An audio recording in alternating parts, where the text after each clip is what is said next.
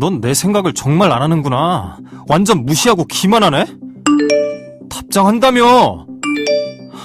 내가 좀 과했던 건 맞는데 너는 뭐 잘했어? 만나서 이야기하자. 내가 잘못한 거 사과하고 2번 다시 연락 안 한다니까? 인생 망치려고 신고까지 해놓고 이제 와서 발뺌하냐? 집 갈 때 연락해라. 아니면 나 또 찾아갈 수밖에 없어. 미안하고 사랑한다.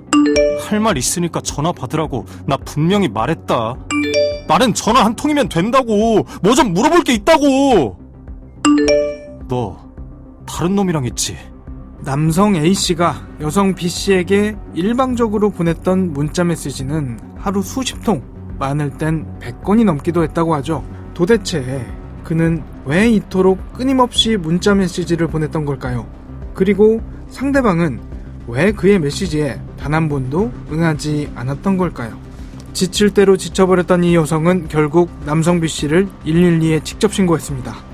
과연 이 둘 사이엔 어떤 일이 있었던 걸까요? 그리고 이 사건은 어떻게 결론 지어졌을까요? 이원하 변호사의 사건 엑스파일. 안녕하세요. 저는 변호사 이원하입니다. 안녕하세요. 이원하 변호사의 사건 엑스파일 이원하입니다. 오늘도 로엘 법무법인 이태호 변호사와 함께합니다. 변호사님 어서 오세요. 안녕하세요. 로엘 법무법인의 이태호 변호사입니다. 오늘 이 변호사님과 함께 다뤄볼 사건은 이겁니다.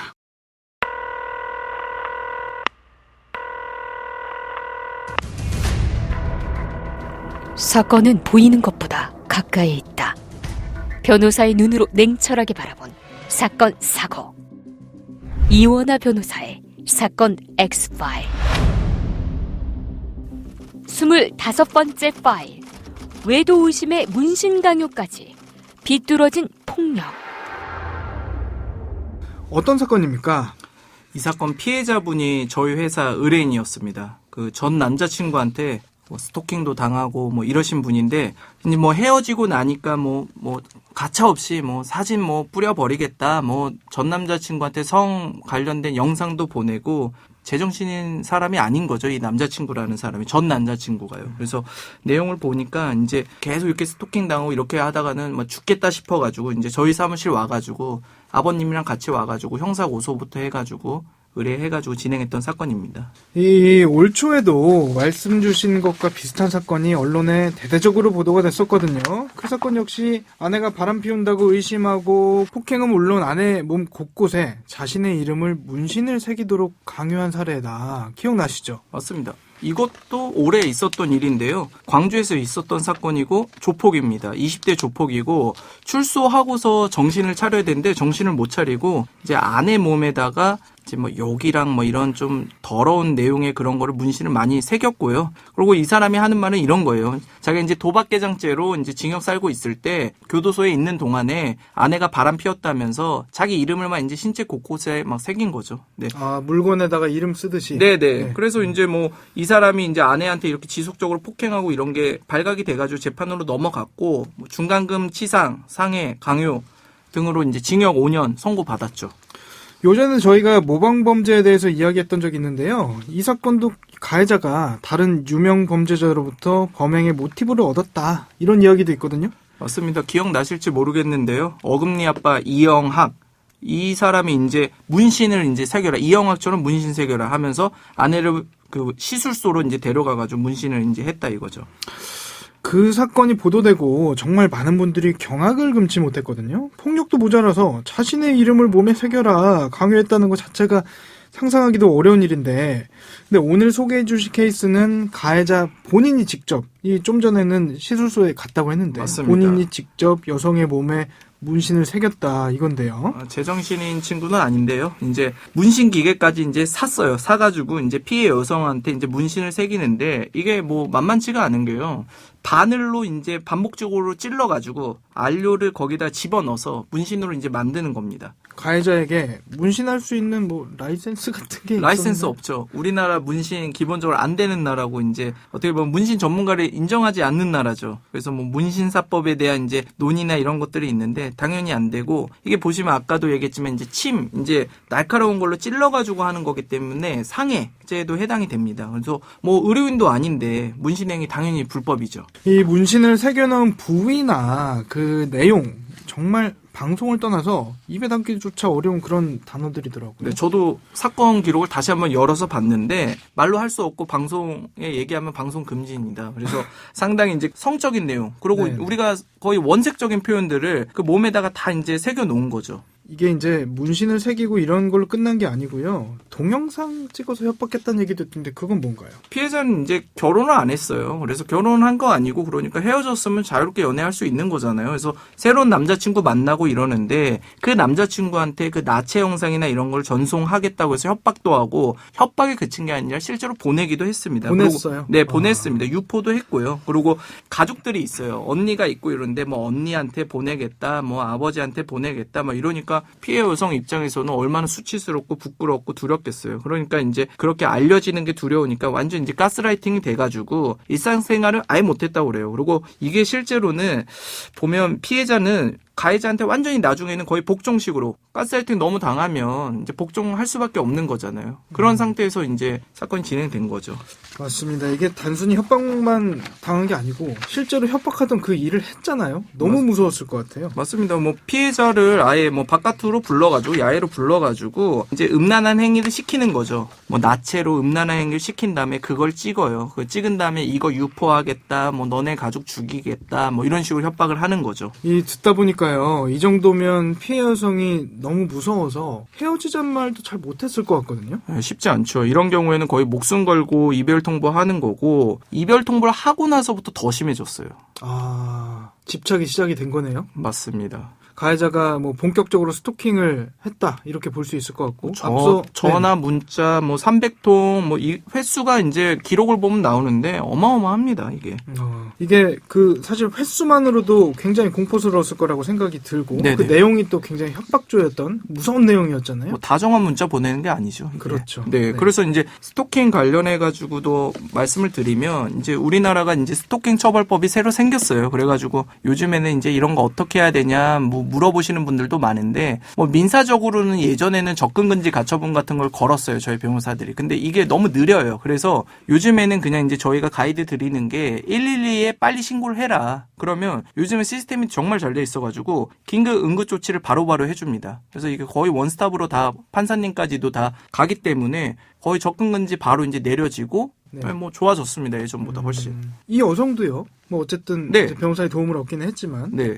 그 전에도 경찰에 신고도 했었고요. 네네. 경찰에 신고를 했음에도 불구하고 피해가 반복이 되기 때문에 또 변호사를 선임해서 맞습니다. 고소장까지 추가로 제출을 한 건데 이 경찰에 신고하고 나서 어떤 추가적인 피해가 있었던 것 같아요. 그러니까 뭐 이제 이 남자친구가 제정신인 친구가 아니니까 보통은 스토킹 신고를 해서 경찰에서 이제 엄중 경고를 받으면 보통의 스토커들도 더 이상 연락을 안 하는데 이 사람 같은 경우는 이제 직장도 찾아오고 집에도 찾아오고 그러니까 이제 더 이상 이제 안 되니까 변호사까지 선임해서 이제 나선 거죠. 그렇게 긴급 응급 조치를 했는데도 불구하고 찾아오는 거는 당연히 처벌 대상이죠. 물론입니다. 뭐 구속 사유죠. 가해 남성이 여성에게 민사소송하겠다 이런 주장도 했던 모양인데 이게 뭔가요? 모르겠어요. 뭐 둘 사이에 돈 문제가 있는지 모르겠지만 큰 돈은 아닐 거고 뭐 아주 적은 정도의 돈을 뭐 빌려줬는데 못 받았네 뭐 그런 얘기일 것 같아요. 근데 뭐 그런 부분은 형사 사건이랑은 상관이 없으니까 뭐 돈 빌려줬다고 때려도 되고 이런 건 아니잖아요. 맞습니다. 그래서 과연 이 사건이 어떻게 마무리됐는지 궁금해하실 청취자분들이 정말 많으실 것 같거든요. 해당 남성이 결국에 재판에 넘겨졌죠? 처벌도 나왔나요? 네, 맞습니다. 일단은 수사 단계 때부터 강제 수사로 전환이 돼가지고 구속이 바로 됐습니다. 그래서 1심 재판에서는 징역 6년, 성폭력 치료 프로그램 이수, 취업 제한 명령까지 나왔고요. 이 피고인, 이 남자친구는 1심 형량 너무 세다. 나 이거 못 받아들이겠다. 항소한 상태입니다. 사실 징역 6년 이게 좀 가벼운 처벌 아닌가 이런 생각도 하실 수 있을 것 같거든요. 그래서 가해자가 피해 여성에게 행한 폭력들 뭐 어떤 법에 위반되고 왜 이런 형량이 나온 건지 하나씩 살펴보면 좋을 것 같은데 아무래도 이제 제일 충격적인 게 문신이에요. 시술 권한도 없으면서 직접 피해자 몸에 강제로 문신을 새겼는데 이 부분에 대한 혐의가 어떻게 됩니까? 일단은요, 문신 행위 자체가 이 아까도 얘기했지만 상해죄에 해당이 되고 위험한 물건이잖아요. 이 바늘이 꽂힌 문신 기계. 그러니까 이 바늘이 찌르면 엄청나게 아픕니다. 특수 상해죄랑 이게 의료법 위반에도 해당이 돼요. 이게 뭐 의료 시술 목적이면 모르겠는데 그것도 아닌 거잖아요. 그래서 특수 상해랑 의료법 위반을 동시에 어기는 뭐 그렇게 보시면 될 것 같아요. 이 방금 특수상해 의료법 위반 이야기를 해주셨는데 이 두 혐의가 법리적으로는 상상적 경합관계에 있다 이런 이제 재판부의 판단이 있었는데요. 근데 이 상상적 경합이라는 단어가 일반인의 입장에서는 되게 생소하고 이상한 단어란 말이죠. 네. 이 법률적인 부분이라 좀 쉽게 설명을 해주시면 좋을 것 같아요. 네, 알아두시면 뭐 좋은 단어인 것 같은데요. 상상적 경합이라는 거는 하나의 행위가 범죄를 뭐 두 가지에 해당되는 거예요. 그래서 지금 같은 경우도 문신행위 하는 것 자체가 특수상해면서 의료법 위반도 되는 거고, 이렇게 되면 두 개의 죄 중에서 더 중한 죄의 처벌을 하게 됩니다. 이 상상적 경합관계에는 혐의가 하나 더 있었죠. 맞습니다. 스토킹 그만해라 했는데 결국 응급조치 위반한 행위, 또다시 스토킹한 행위, 이것도 역시 두 개의 범죄로 구성되는 거죠. 아, 그 위반 행위 자체가 맞습니다. 또 다른 스토킹을 맞습니다. 구성한다. 이런 말씀이시죠? 네네. 그리고 판결 사항을 좀 자세히 살펴보면요. 상해죄와 특수상해죄 둘 다 적용이 돼 있거든요. 이게 뭐죠? 특수상해야 상해. 상해죄 많이 들어보셨을 텐데, 뭐 폭행이랑 좀 다른 게 상해는 이제 진단서를 제출하면 상해죄가 되고, 특수상해는 이제 위험한 물건이나 여럿이서 때리거나 이런 건데 많습니다. 뭐 클럽에서 뭐 병맥주로 머리 때리고 뭐 이빨 날아가고 이런 것들이 특수상해인데 형량도 차이가 있습니다. 뭐가 가장 큰 차이냐면 상해죄는 벌금형 규정이 있는데 특수상해는 벌금형 규정이 없습니다. 아, 징역형만 있나요? 네, 그래서 특수상 상당히 셉니다. 예. 이 동영상이요. 가해자 본인이 직접 찍기도 했지만 피해 여성이 직접 찍도록 네가 찍어라 이렇게 협박한 네, 부분도 있고 이 지인한테 유포도 했단 말이에요. 맞습니다. 동영상이라는 하나의 키워드로 모아지긴 합니다만 굉장히 다양한 방법으로 여성을 괴롭혔잖아요. 네. 혐의나 처벌이 뭐 각기 어떻게 되는지 이런 거 많이 궁금해하실 것 같거든요. 뭐 기본적으로는 성폭력 처벌법을 보시면 이제 카메라들 이용 촬영죄가 있고 이 이용 촬영물을 이용해서 한 협박죄가 또 있고요. 이걸 이용해서 강요한 죄. 또 반포, 배포죄가 있습니다. 내용적으로 보면 이래요. 당연히 찍는 것도 나쁘죠. 도찰범죄, 카메라들 이용 촬영죄고요. 이걸 이용해서 협박하고 뭐 강요하고 또는 유포하고 이런 거는 다 개별적으로 다 다른 건데 이 전 남자친구는 이거 다 했어요. 다 했어요. 다. 찍고 유포도 하고 찍은 걸로 협박하고 협박도 하고 다 했어요. 유포도 하고. 네. 와. 혹시 그러면은요, 이런 이제 모든 범죄들이 다 합쳐지면은 최대 몇 년까지 가능했던 건가요? 이거는 이제 판결문을 보면 나와요. 판결문에 우리나라는 이제 징계에 대해서 이제 처벌에 대해서 양형 기준표가 있고 양형 인자를 기준으로 하는데 35년까지 선고가 가능해요.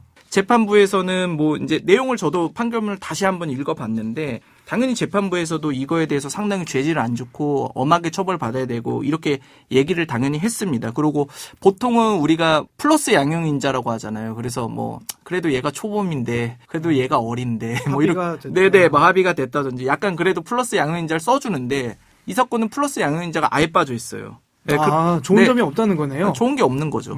뭐 그럼에도 뭐 6년형 나왔다라는 게 듣기에 따라서는 사실은 좀 너무 약한 거 아니냐 이렇게 보실 수 있을 것 같아요. 이 해당 사건에 대해서 뭐 개인적으로 또는 이제 변호사로서 아쉽다 이런 부분이 있으실까요? 아쉽죠. 아쉬운 거는 뭐 이런 것 같아요. 이게 어쨌든 미디어에서 조금 더 조명이 되거나 그랬으면 사실은 안 믿기실 수도 있거든요. 설마 뭐 요즘 같은 시대에 서울에서 한국에서 이런 일이 있겠어? 이런 생각 하실 수 있으실 것 같은데 이게 진짜로 뭐 그 여자분이 겪은 고통이라는 건 이루 말할 수가 없는 건데 그에 비해서 좀 처벌이라는 게 좀 약하고 솔직히 뭐 6년이란 시간이 지나고 나서 어떻게 될지 알겠어요. 그런 부분에서 좀 언론의 주목을 좀 더 받았고 피해자분 조금 더 그런 부분에 적극적이었으면 저희가 좀 이제 사건 할 때도 도움을 좀 받아가지고 대중들의 관심을 받았으면 결과도 좀 더 다르지 않았을까 그런 생각이 듭니다. 사건 사고를 접하다 보면요. 인간이 이렇게까지 폭력적이고 잔인할 수 있나 이런 생각들 자꾸만 하게 되는데요. 본인 의사에 반하는 신체적, 정신적 강요는 그 정도가 아무리 미약하다 할지라도 모두 법적 처벌 대상이 될 수 있다는 점 잊으시면 안 되겠습니다. 오늘 준비한 내용은 여기까지입니다. 끝곡으로 카더가든의 명동콜링 들려드리면서 이 시간 마치겠습니다. 여러분은 모두 변호받아 마땅한 사람들입니다. 사건 엑스파일! 여러분 고맙습니다.